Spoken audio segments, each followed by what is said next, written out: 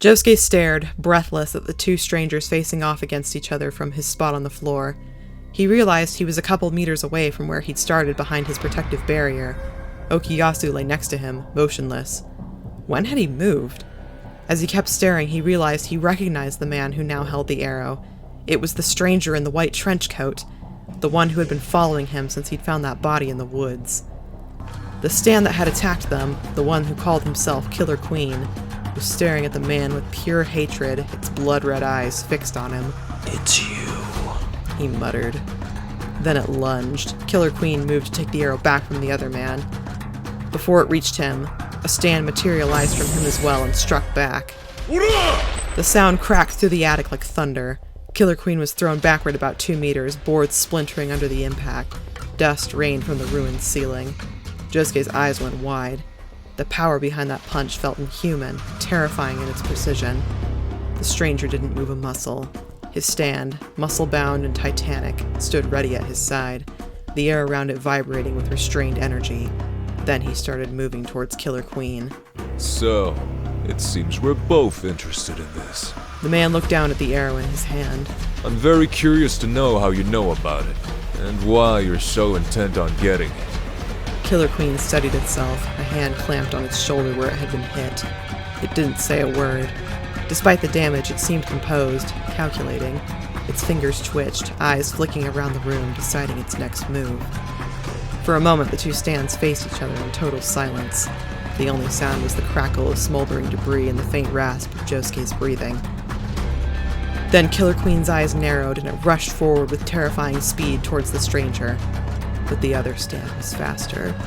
Time itself seemed to stutter, just for an instant, and then... The blows landed in a blur, too quick for Josuke's eyes to follow. Killer Queen was smashed back across the attic, each strike ringing like a gunshot. It slammed into the far wall and crumpled to the floor, leaving a crater of splintered boards. The stranger lowered his arm. His stand vanished in a flicker of blue light.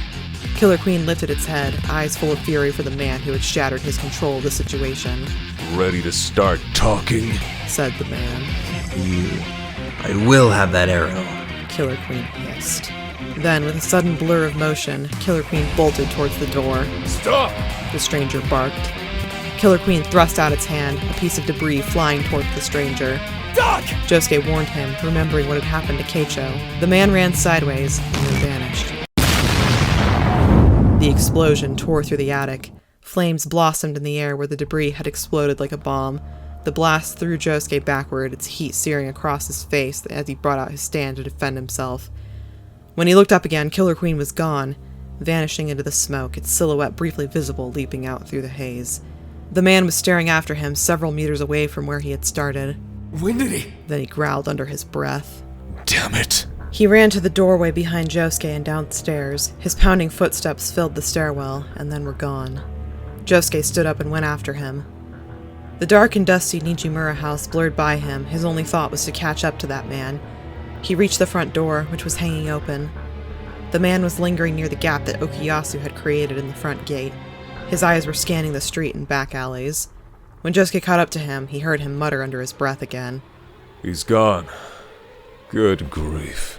He looked down at Josuke, seemingly noticing him for the first time. His expression was unreadable beneath the brim of his hat. "You all right?" Josuke blinked at him. "Yeah, I guess. Who even are you?" The man didn't answer right away. He glanced toward the street again, scanning it as if measuring distances only he could see. "Hey, Josuke felt himself getting angry. you're the one who's been following me around, aren't you?" "Yeah. He finally answered. Sorry about that.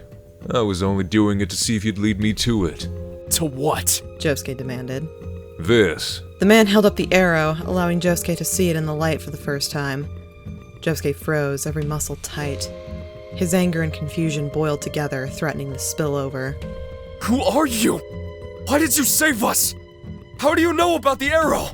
The man finally looked at him fully. His eyes were cold, but not unkind, measured, deliberate. They went wide as he looked down at Josuke, lingering on his shoulder. Josuke looked down and realized that part of his uniform jacket had been burnt off in the explosion. The birthmark on his shoulder, the one shaped like a star, was fully exposed. Before he could say anything about it, the stranger began to speak quickly. My name is Jotaro Kujo. I'm here in Morio because of that arrow. Why were you following me? Jotaro tucked the arrow under his arm. Because I saw you using your stand in the square to beat up those delinquents. You caught my attention. He said it like an accusation, but also a statement of fact. I wanted to see if you had any connection to this thing. Turns out, you led me straight to it. Josuke frowned. And why do you want it?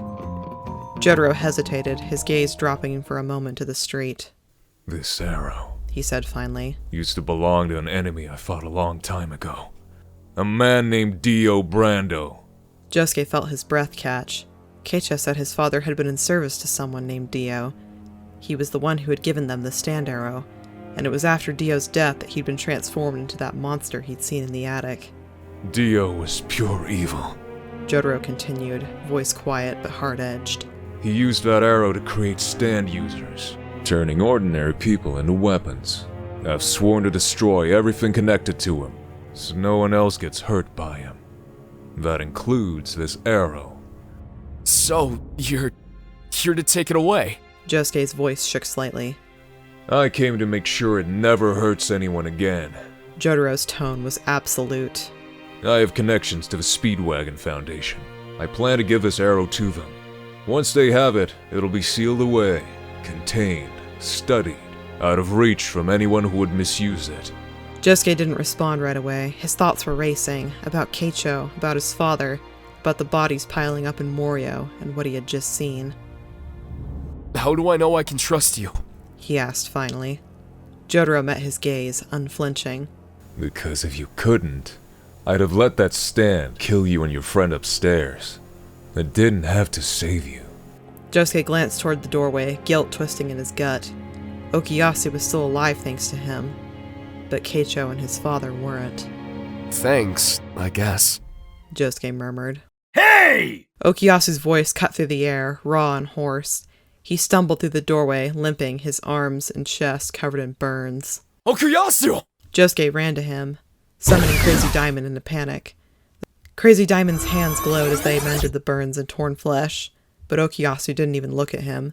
As soon as his body was whole again, he shoved Josuke's hand away and jabbed a trembling finger toward Jotaro. Who the hell are you? He snarled. What do you want with big bros? His voice cut off, the full weight of what just happened seeming to settle in. Big bro. Tears began to form in his eyes. Josuke didn't say anything, only keeping his jaw tight. You let my big bro and dad die! Okuyasu's tears spilled over. Why did you save me and not... Why not them? His shout hung in the air, trembling with anger and grief. Josuke stepped forward, unsure what to say, but Jotaro spoke first. Listen, there was nothing you or I could have done for them. Okuyasu froze, his hands shaking. What? How could you possibly know? You don't get to say that! I didn't come into the house until I heard the first explosion. By the time I got upstairs, they were both already dead. Okuyasu's shoulders trembled, his anger breaking apart under the weight of it. He turned his face away, jaw tight. Jotaro glanced toward the wreckage of the house, and then back at them. His tone turned brisk again. Listen carefully.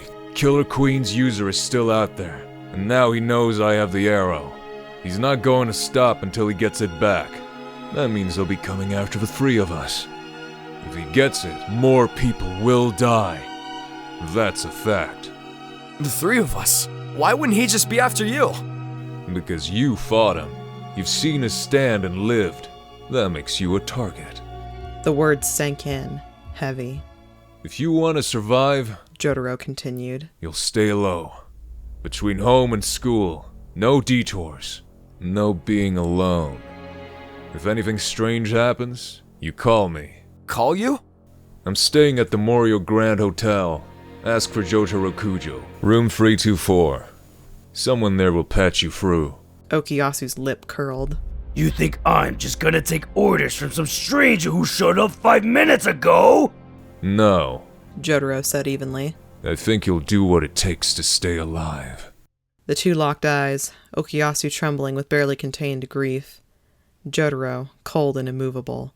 Finally, Okuyasu looked away. Do whatever you want, he muttered, brushing past Josuke toward the house. I never want to look at that arrow ever again. The door slammed shut behind him. Jotaro turned to leave, stepping into the street. Josuke, was it? Yeah. Nice to meet you, I guess. Go home. Stay there. Only leave for school, and don't walk anywhere alone. If that stand finds you before I do, you won't get another chance. We have to get the arrow out of Morio and find that murderer as soon as possible. Josuke grimaced. I can take care of myself, but I'll let you know if I see anything. Jotaro considered him for a moment, and then headed down the street toward the Grand Hotel, arrow in hand. Josuke exhaled and started home. In a back alley, we'd see Killer Queen making its way towards its user. We don't see the user's face, but his voice swears to make Jotaro pay for interfering with his plans. Knowing he can't beat Star Platinum, though, he needs to formulate a new plan to get the arrow from him. This part would end the same way it does in the original, with the next day Okuyasu coming to Josuke's house to walk him to school, per Jotaro's instructions. And he would comment on how hot his mom is.